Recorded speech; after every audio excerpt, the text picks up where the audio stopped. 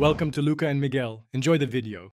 You begin by getting clean source pages. Scan at 300 dpi or grab high-res files so art and text stay crisp. Next, extract text with OCR or a panel tool to save typing time. This gives you editable lines to work from. Decide your target tone now, literal, natural, or localized, because choice affects word count and layout.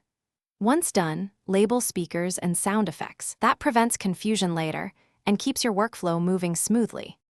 You translate line by line, aiming for concise phrasing that fits each speech bubble. Short sentences save space and preserve pace. When you hit onomatopoeia or culture-specific jokes, adapt them into English equivalents or annotate options for editor review. Make a small glossary or use translation memory so names, technical terms, and repeated phrases stay consistent. As you go, note lines that might need reflow or lettering changes. This prevents. You now place translated text into bubbles, adjusting font size, tracking, and line breaks so everything reads naturally and fits the art.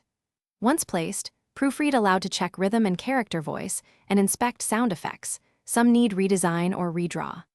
Export a proof PDF or image set and test on multiple devices to catch overflow or truncation. If text spills or reads awkwardly, shorten wording or request bubble redraw. That single troubleshooting step usually resolves layout failures.